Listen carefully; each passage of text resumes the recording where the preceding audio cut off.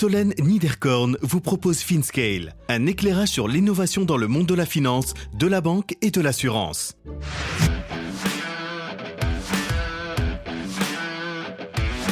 StartX, le positionnement unique de l'accélérateur de Stanford. Henri Dehaye, partenaire chez Newfund. C'est effectivement sur un écosystème assez fermé parce que, entre guillemets, self-serving, ils vont servir en premier.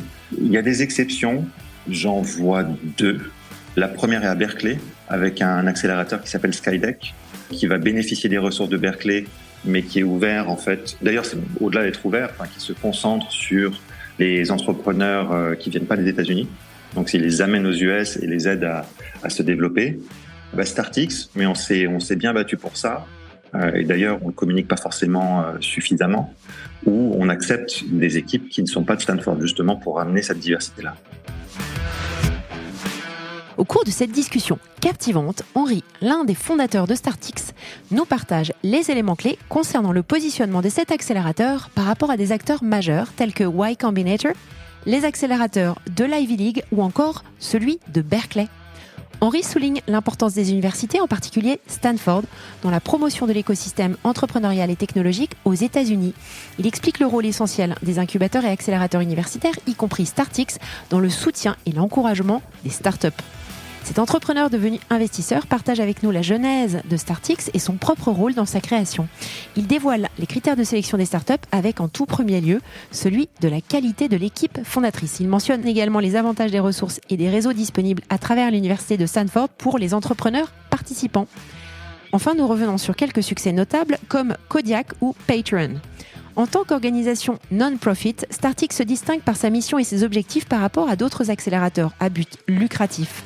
Nous abordons les avantages et les inconvénients liés à ce fonctionnement et détaillons le financement et les ressources nécessaires pour soutenir ces activités. Nous terminons sur les perspectives d'avenir prometteuses de StartX et la manière dont l'accélérateur envisage d'accroître son impact sur l'écosystème entrepreneurial et technologique, notamment géographiquement. Bonne écoute à tous!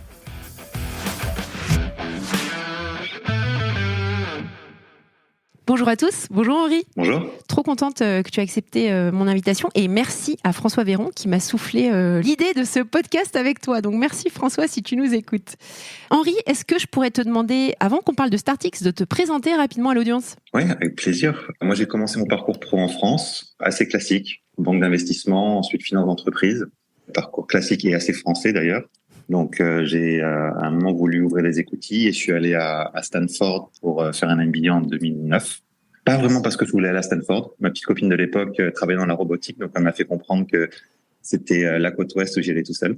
D'ailleurs, elle a elle-même une super histoire derrière. Elle a terminé en étant co-founder de 2 boîtes d'AI, VP robotique chez Nvidia. Ok, cool. Et c'est là où j'ai découvert que le mot entrepreneur pouvait être français. J'avais monté une boîte de mode en France qui avait été un petit peu un fiasco. J'avais appris 2-3 trucs sur les problématiques de vente sur Internet. Avec une classmate, on a décidé de résoudre ça.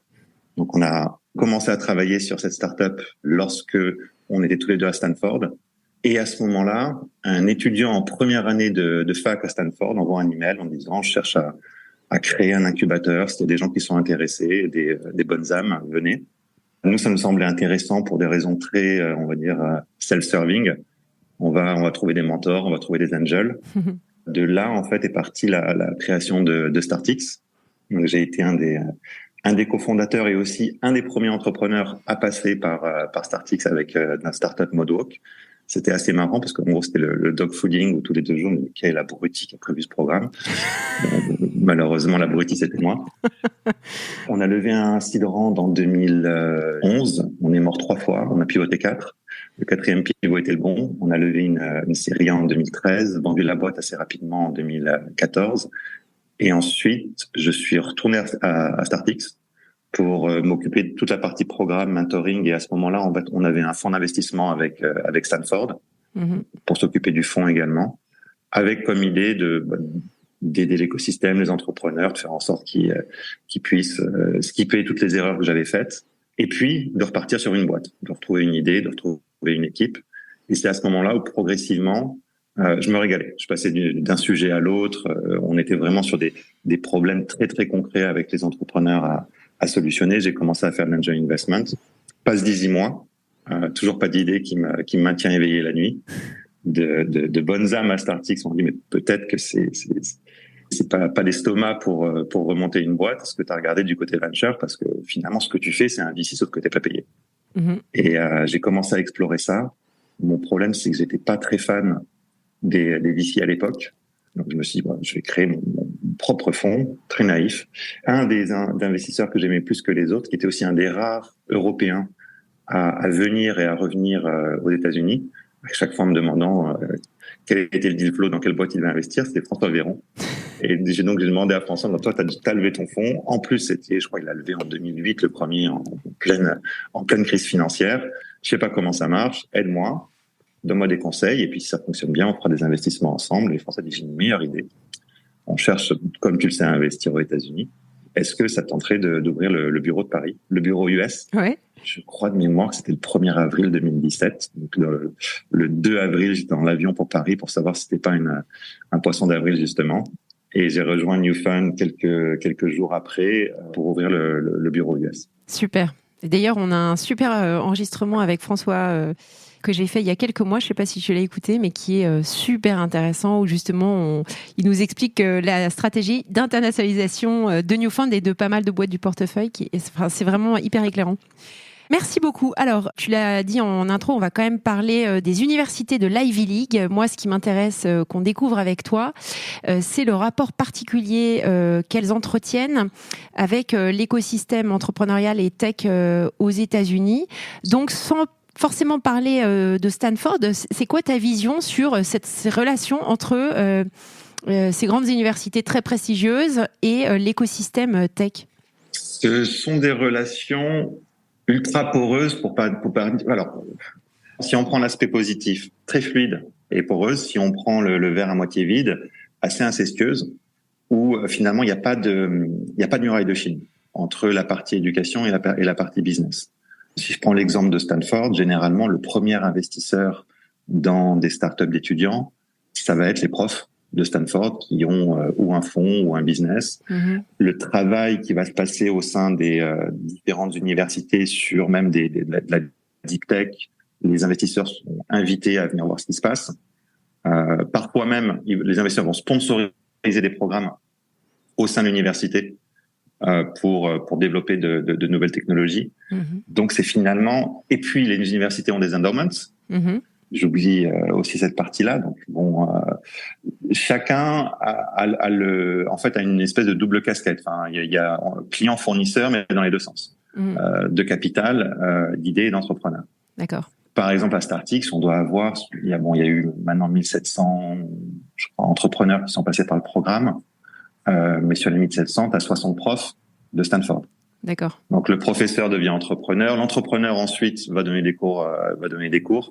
Donc c'est beaucoup plus libéral et libéré que ce qu'on pourrait le voir en Europe.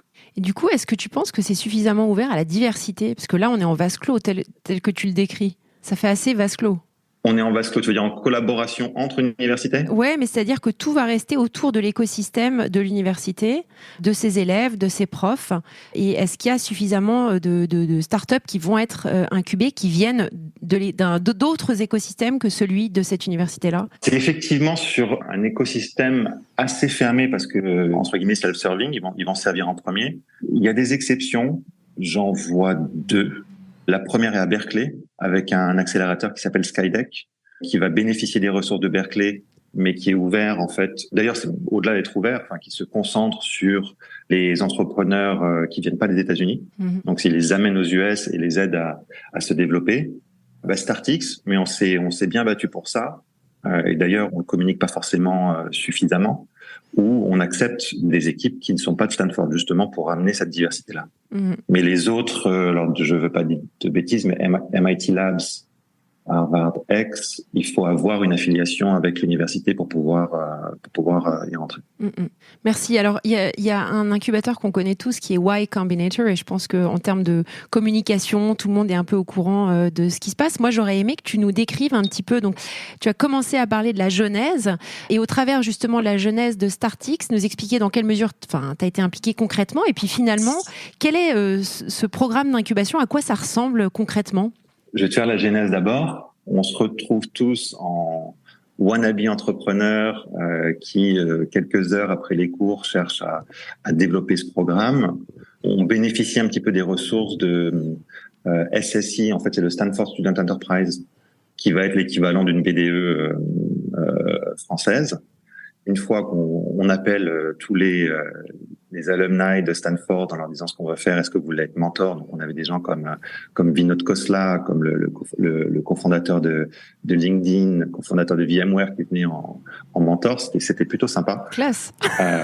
Et on annonce donc la création de ce premier programme. Donc on blast. À ce moment-là, en fait, on se concentrait uniquement sur les étudiants et on blast ça sur l'université. 2 jours après, email de l'université nous invitant à en parler de manière un peu plus profonde, et on se rend compte assez vite en fait qu'ils sont pas très fans de cette idée-là. On a appris après pour les différentes raisons. La première raison officielle, c'était un étudiant, il est là pour étudier. La deuxième, c'est qu'ils avaient une certaine crainte que cet étudiant-là en fait décide d'arrêter, tu vois, de faire une césure ou même de dropper pour se concentrer sur la start-up. La troisième, c'est quand il n'étudie pas, c'est une ressource gratuite. Le SSI à Stanford, son rôle, c'est les étudiants vont organiser des tours, vendre des sandwichs, des choses comme ça. Mm-hmm. Et la dernière, qui a été plus compliquée à cerner, c'était il y avait déjà en fait des programmes qui étaient censés aider à l'entrepreneuriat, mais la façon dont ces programmes-là, des cours, faites un business plan, des choses comme ça, mais la façon dont ces programmes, en fait, au moins philosophiquement, étaient faits, c'est qu'être entrepreneur, c'est dur. Donc, montrons-leur que c'est dur dès le départ. Et la meilleure manière de leur montrer ça, c'est de pas les aider. Donc, une organisation. Mais c'est quelle drôle de façon de faire. Oui. Ouais. Et donc, on nous a dit clairement que si on faisait ça au sein de Stanford, on allait avoir des problèmes académiques. Quand tu mets 5 entrepreneurs dans une pièce et tu leur dis pas faire un truc, forcément, la réponse qu'on a eue, c'était chiche. Et donc, on a créé Startix en organisation indépendante, non-profit.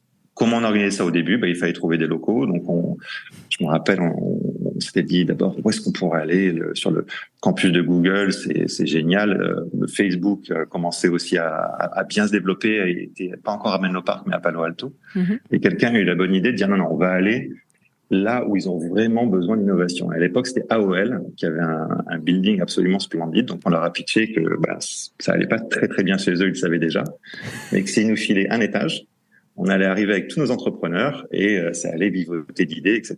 Et qu'on était potentiellement la solution au problème d'AOL. Donc, on a trouvé les locaux comme ça, créé donc le premier programme avec.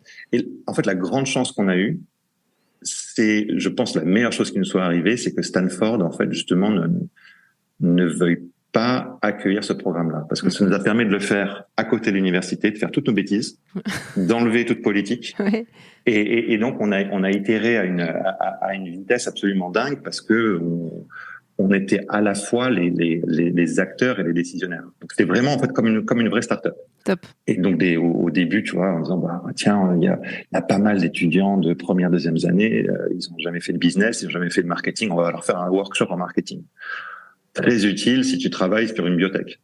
Donc on s'est rendu compte qu'on faisait perdre du temps à pas mal de monde, et là où justement j'arrive sur la spécificité de Startix, au bout de, on va dire, 2 sessions. Et moi, je faisais partie de la deuxième session avec ma startup, donc c'était aussi le feedback que je leur avais donné. Ce qu'il faut faire, il faut complètement renverser le truc. C'est pas top-down, on va leur donner de l'information, du savoir ou des choses comme ça. C'est bottom-up. On va leur demander de quoi ils ont besoin. Chaque startup est un animal différent. Quel type de milestone ils veulent atteindre. Et selon le type de milestone, on va les trouver les bonnes ressources qui vont les aider à faire ça dans le temps imparti. Donc c'était 3 mois si c'est une startup tech, 6 mois si c'est biotech ou medtech, parce qu'il y a un peu plus de travail. D'accord. Et Startix finalement a évolué comme ça assez rapidement. Donc, on est passé d'un accélérateur pour étudiants à accélérateur pour étudiants et recent grad. Donc, il fallait avoir gradué depuis moins de 2 ans, à l'ensemble, en fait, de l'écosystème. C'est pas grave si tu as gradué depuis 20 ans. Tu as déjà levé un seed, tu peux quand même venir. On a des startups qui ont levé une série B qui ont envie de se développer aux US ou qui ont envie de travailler sur une problématique particulière qui vont rejoindre le programme. Et donc, c'est de plus en plus, en fait, ça a de plus en plus bougé vers une communauté d'entrepreneurs où le programme sert les 3 premiers mois à leur montrer comment ça fonctionne, comment utiliser le network, avec derrière, comme objectif, voilà, maintenant tu sais comment ça fonctionne, tu sais pêcher, le programme ne s'arrête pas, enfin, il continue avec toi, ou à chaque fois que tu as besoin d'un truc, tu sais maintenant comment aller le demander à la communauté, mais en échange, parce que chacun va avoir ses talents, ses expertises particulières, c'est un give and take. Donc, il faut également aider la communauté. Donc, lorsqu'il y a une question, une demande ou autre, tu réponds. Vous avez créé une knowledge base pour pas que justement tout ça se perde et des programmes quand même, je veux dire, des sessions de formation. Comment ça s'est passé? Parce qu'il y a quand même tout ce savoir qui est dans la tête de tous ces entrepreneurs du réseau est extraordinaire. Et donc, comment est-ce que tu captes ça? Alors, on l'a fait. On l'a pas forcément assez bien fait. C'est-à-dire qu'il y a un wiki sur l'ensemble des sujets, tu vois, qui vont être récurrents. Il y a toute la partie, en fait, messages et forums que tu peux continuer à aller chercher. Donc, quelqu'un a besoin d'un immigration lawyer ou d'un comptable. Tu vas avoir sur les 5 dernières années d'histoire avec qui recommande qui. Il y a quand même des sujets qui sont assez transverses. Par exemple, le fundraising, les team dynamics, où là, on continue à faire des workshops. Mm-hmm. Mais c'est vrai qu'il y a pas mal de choses qui vont pas être conservées parce que comme on est sur souvent, en fait, des problématiques immédiates, tactiques, un truc qui marche très, très bien à Startix, et c'était le programme que je préférais, on appelle ça les neighborhoods. Donc, les neighborhoods, c'est chaque entrepreneur va faire partie d'un neighborhood selon, en fait, sa position, CEO, CTO, et l'industrie dans laquelle il va être. Mm-hmm. Et ça va être entre 5 et 10 entrepreneurs qui vont se retrouver toutes les semaines. On discute en fait des problèmes qui sont là, comment les résoudre. Donc c'est absolument génial parce que chacun arrive en fait avec son software entre guillemets, sa base de données et son expérience. Et malheureusement de ça en fait, on ne garde rien. Mm-hmm. On a aussi une app pour tout ce qui est levée de fonds qui est plutôt bien faite en fait. Par exemple, je veux lever un seed round dans l'e-commerce. Je vais savoir quels sont les investisseurs qui ont déjà investi en seed et en e-commerce et surtout quels sont les founders de Startix, donc cette base maintenant de un peu moins de 2000 entrepreneurs, qui a une relation avec eux. Mmh. Et automatiquement, en fait, je peux leur demander et quelle est l'intensité de cette relation aussi. Donc, c'est pas seulement un email, c'est aussi la fréquence de ces emails. Mmh. Donc, de leur demander derrière de mettre en relation et de faire un double opt-in. Ok. Et accessoirement, on note également ces investisseurs-là. Donc, il y a ceux qui sont good players. On a une shitlist, pardon my French, des investisseurs à éviter, ouais. Ce qui peut être utile bien aussi. Utile. Alors, comment les projets sont sélectionnés? Tu as mentionné 1700 entrepreneurs. Ils ont quand même été sélectionnés au départ. Ça se fait sur quels critères?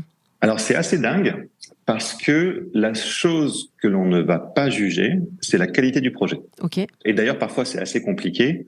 On force les juges à ne pas parler finalement de l'idée est-ce qu'ils l'aiment ou est-ce qu'ils l'aiment pas.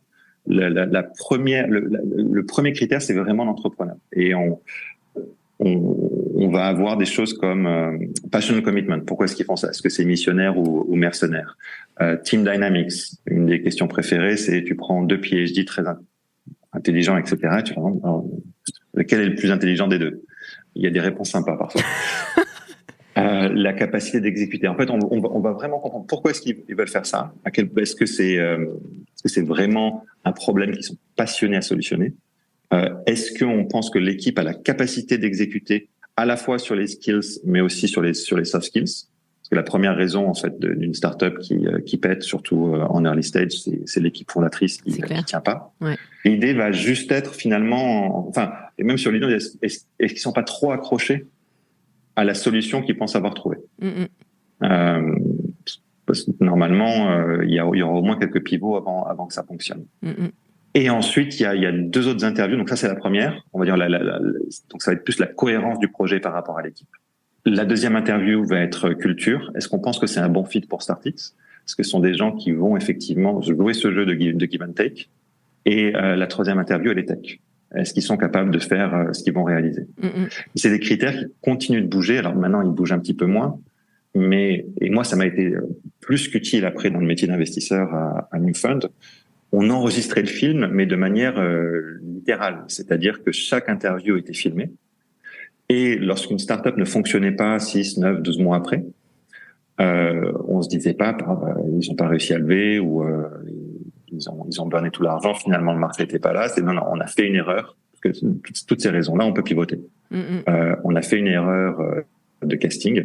On va prendre des pop-corn, on va revoir le film et on va voir si on aurait pu finalement l'identifier par rapport aux interviews qu'on avait fait. Intéressant, très intéressant de faire comme ça. C'est une super. Et alors avec l'IA, vous allez pouvoir rationaliser tout ça encore davantage. Hein. Ouais, peut-être bientôt il y aura plus de juges. Ouais. L'IA nous dira qui choisir. Il y a un des points que je trouve intéressant. Tu n'as pas parlé, hormis dans la partie introductive, du rôle des professeurs comme investisseurs.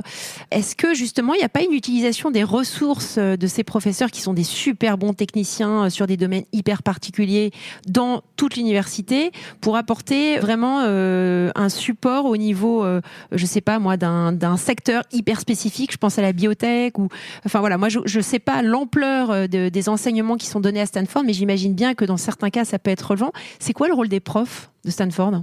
Alors déjà, l'ampleur à Stanford, je pense que si on va voir le dean de Stanford en lui disant qu'il n'a pas de cours sur le domaine X, il va commencer à suer et à se dire faut en faire un tout de suite. Donc ça va vraiment de l'élevage de poulets au quantum computing. D'accord. Le rôle des profs au sein de Stanford, c'est vraiment de former les prochaines générations et puis de travailler sur de nouvelles idées. Donc la plupart en fait ont des labos qui vont être sponsorisés à la fois par l'université, il y a un certain budget, mais lorsqu'ils veulent faire d'autres choses, c'est du sponsoring privé.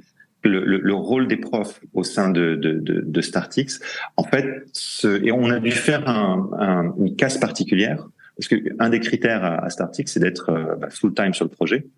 Et généralement, ces professeurs-là veulent rester profs. Donc on a fait un programme de professeur in résidence où le prof doit être un relais technique pour les autres entrepreneurs, mais n'a pas comme obligation d'être full time. Également, peut se cantonner d'un rôle, on va dire, de scientifique. Et c'est très souvent ce qui va se passer, en fait. Il va être à l'origine de la création du projet scientifique, et lorsque c'est business, il reste co-fondeur, parce que généralement, cette technologie-là n'est pas terminée, mais il y a une équipe d'étudiants ou de PhD qui progressivement va le transformer en business. En termes d'utilisation des ressources de Stanford, on a notre propre lab, en fait, à Startix. On pensait à un moment, effectivement, utiliser les ressources. Ils nous ont dit oui. Ensuite, ils nous ont donné le prix. Donc, ça va nous coûter moins cher de faire notre propre labo. Parce qu'on s'est rendu compte que, justement, pour certains projets biotech, medtech, qui sont beaucoup plus intensifs en termes de R&D et puis aussi beaucoup plus longs, en fait, à maturer, le programme de 3 mois qu'on avait était pas bon. Et le besoin, en fait, que l'ensemble de ces startups avaient, c'était d'avoir accès à un lab. Ouais.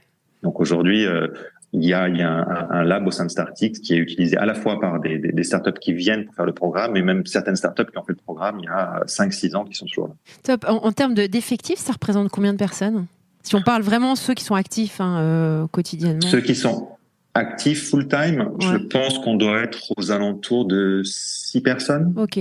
Et tu peux facilement doubler ça, voire tripler ça avec des étudiants qui viennent aider en tant que volontaires ou stagiaires. Top. Alors, je ne sais plus si c'était au cours de l'épisode ou avant qu'on enregistre, tu parlais de différentes startups qui étaient passées au travers de Startix, comme Kodiak, OpenSea ou Patreon. Est-ce que tu pourrais en reprendre certaines, voilà, qu'on puisse avoir un peu une idée de l'ampleur et du taux de succès de ces boîtes ?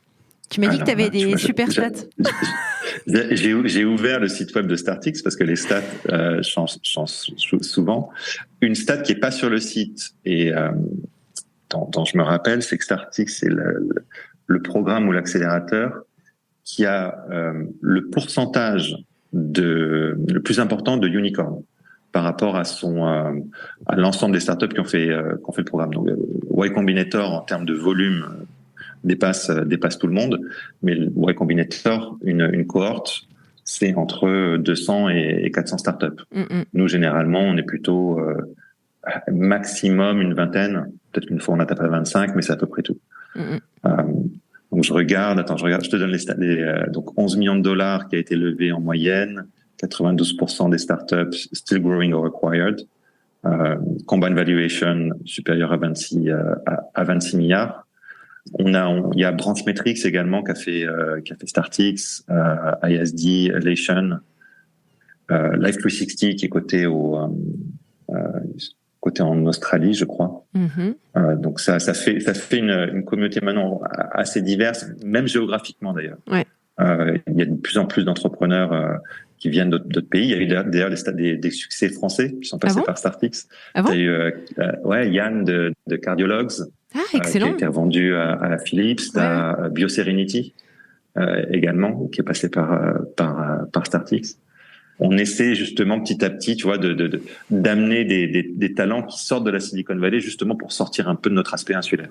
Parce que l'idée quand même, c'est que le playbook Startix puisse fonctionner partout. Et le rêve que l'on a avec Cameron, c'est que quelqu'un comme Yann justement, qui a très bien vendu sa boîte, se dise finalement un Startix en France, ce serait pas mal. Et qu'il a envie de créer ça.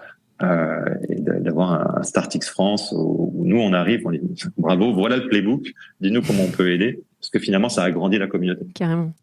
Super. Alors, il y a un point que tu as mentionné au tout début, on n'a pas reparlé, j'aimerais qu'on s'y attarde un petit peu, c'est le fait que Startix soit une non-profit, une organisation à but non lucratif.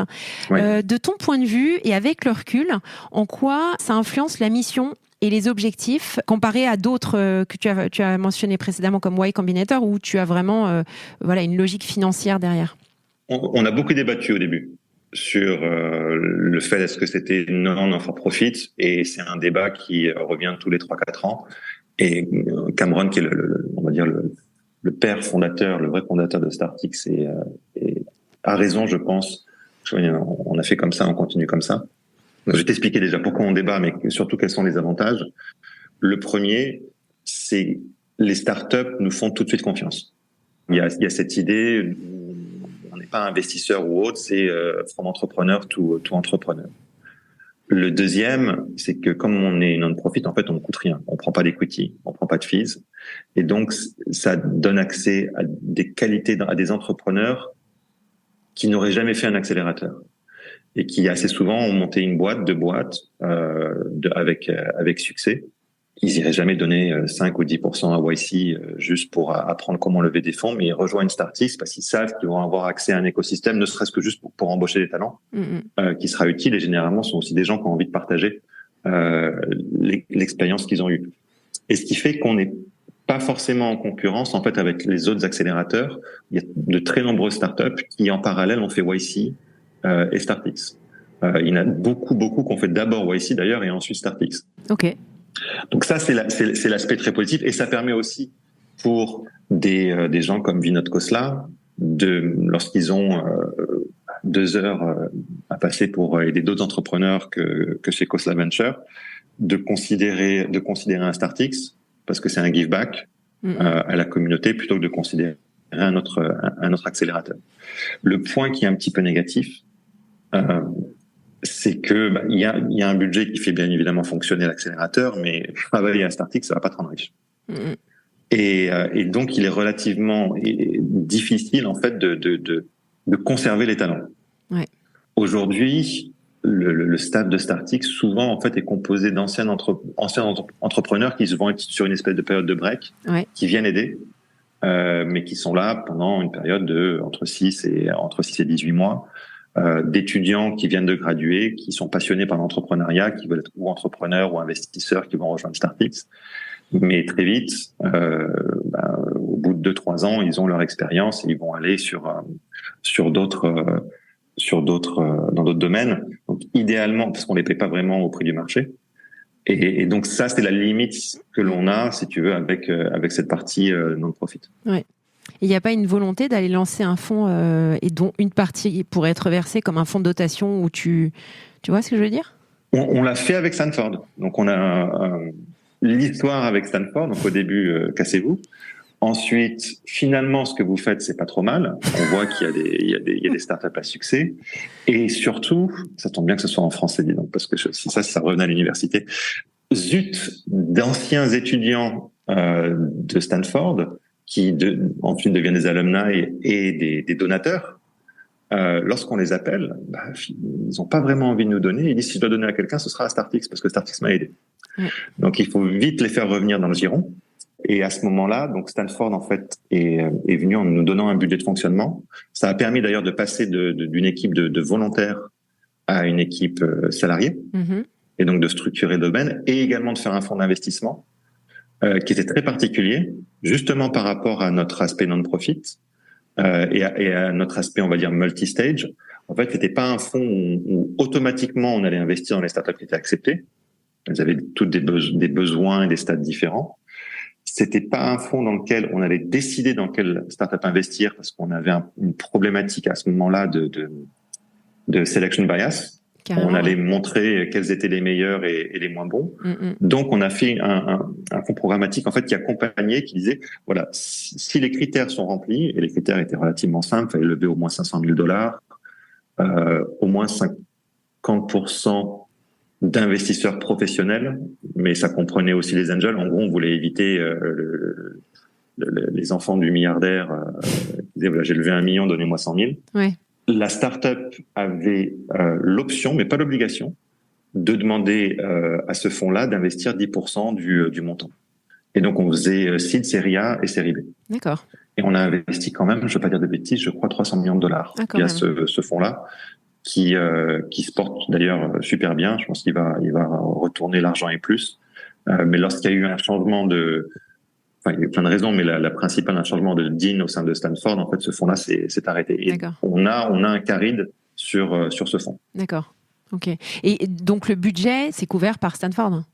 Les frais de fonctionnement? Le budget était couvert par Stanford. Je crois qu'il a encore un tout petit peu en partie. Parce que, les sommes qui étaient données correspondaient à un management fees. Quand le fonds s'est arrêté, donc le management fees également, mais Stanford est encore un petit peu présent. Ensuite, c'est du sponsoring. D'accord. Ce sont des sociétés comme Amazon, Microsoft, qui vont avoir aussi un certain intérêt.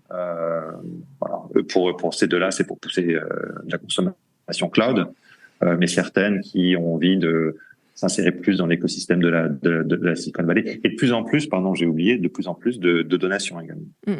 Okay. On a un founder pledge où pas mal d'entrepreneurs vont donner 1% en fait de leurs stocks à Startix. D'accord. Ok. Et des fonds d'investissement le font également. Moi, je l'ai fait sur New Fund. Ok. Top. 1% de mon caride va à Startix. Bien. Alors, dernière question. Je termine sur une question plus ouverte sur les perspectives d'avenir. Comment est-ce que l'incubateur... D'ailleurs, on dit incubateur ou accélérateur? Parce que je parlais d'incubateur, mais toi, tu utilises le terme d'accélérateur. C'est incubateur? C'est plus un accélérateur. Un incubateur, c'est tu as une idée, on va incuber cette idée-là pour la transformer en business. D'accord. L'accélérateur, c'est tu as déjà un business, on va t'aider à accélérer ce business-là. C'est un accélérateur, c'est même un peu au-delà parce que le terme d'accélération est toujours bon, mais généralement, c'est plus pour des startups de pré-seed ou seed. Startix va au-delà, en fait. On va jusqu'à la série C. Ouais. Et alors, c'est quoi les perspectives d'avenir? Est-ce que vous avez des pistes? Est-ce qu'il y a une volonté peut-être d'aller ouvrir à Los Angeles? Puisqu'on entend qu'il y a de plus en plus d'activités sur LA. Je ne sais pas. À toi de me dire. En France? Ouais, alors ouvrir sur LA, je ne sais pas. Les pistes, en tout cas, il y en a qui sont internationales. On a beaucoup discuté avec d'autres universités. Et à chaque fois, là où ça chapeautait, c'était en fait que l'université... pour nous, un des critères essentiels, si tu veux, c'est que le contrôle doit rester dans les mains des entrepreneurs. Et les universités voulaient conserver le contrôle. Et donc, on se dit que le développement de Startix à l'international se fera par des alumni de Startix. Donc, on essaie vraiment de pousser ça. Après, il s'est passé un truc assez intéressant avec Covid, où le programme, en fait, était obligatoire, on devait être obligatoirement sur place. Pendant 1 an, un petit peu plus, il a été remote. Et ça se passe finalement plutôt bien, voire très bien. On se dit que ça pourrait être une opportunité pour se globaliser en fait beaucoup plus rapidement et aller chercher certains pays et ensuite créer des chapters.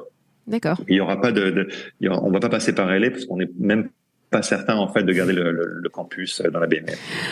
Ok, c'était super intéressant, Henri. J'aimerais te demander, avant de mettre sur stop, une recommandation de livre pour l'audience. Recommandation de livre. Et en plus, je suis nul parce que tu l'avais écrit. Grosse Mindset de Carol Dweck. Ah, ouais. C'est un bouquin qui m'a absolument... Alors, c'est pas un roman, c'est un petit peu plus chiant à lire. On en a parlé avec François, justement. On en a parlé avec François sur l'épisode. Bah non, mais c'est moi qui lui ai fait découvrir Grosse Mindset. Ouais, sur les différences culturelles entre les Américains et les Européens. Ouais. Bah, le deuxième que je lis souvent, c'est le 0 to 1 de Peter Thiel. Ouais. C'est un bouquin que je donne automatiquement aux entrepreneurs chez qui on investit. Ouais. Parce que ça permet justement d'ouvrir un petit peu les écoutilles. Recommandé sur l'épisode Itoro par Yoni Assia. Non mais tu sais, ce sont toujours les mêmes qui reviennent. Il y a celui-là et puis Hard Things About Hard Things. C'est assez classique. Et la biographie de Magellan par Stéphane Zweig. Alors, il faut. Non mais écoute, c'est bien. Non mais écoute, c'est parfait. Ça me va. Vas-y. J'ai trouvé un bouquin qui m'a fait vraiment beaucoup rire. Saga de Tonino Benakista. Ah, je connais pas. Alors là, pour le coup, c'est un roman. Écriture de scénarios vécus et lus avec plein de petits accidents qui passent. Tonino Benakista, c'est un scénariste en fait qui est assez connu, mais aussi un écrivain, c'est moins connu. Ça vaut le coup, ça se lit très facilement, je pense en 4-5 heures, parce que tu peux pas le laisser tomber. Et c'est entre The Hard Things About Hard Things et les autres bouquins de self-improvement, ça fera du bien d'avoir un bon roman français dans les pattes. Merci Henri, c'était super intéressant. À bientôt. À très bientôt. Merci à tous pour votre écoute. Je suis ravie d'avoir partagé ce moment avec vous. N'hésitez pas à me contacter sur Twitter ou LinkedIn pour me faire part de vos commentaires ou de vos réactions. Et je compte sur vous pour noter cet épisode sur vos plateformes de podcast préférées. À la semaine prochaine.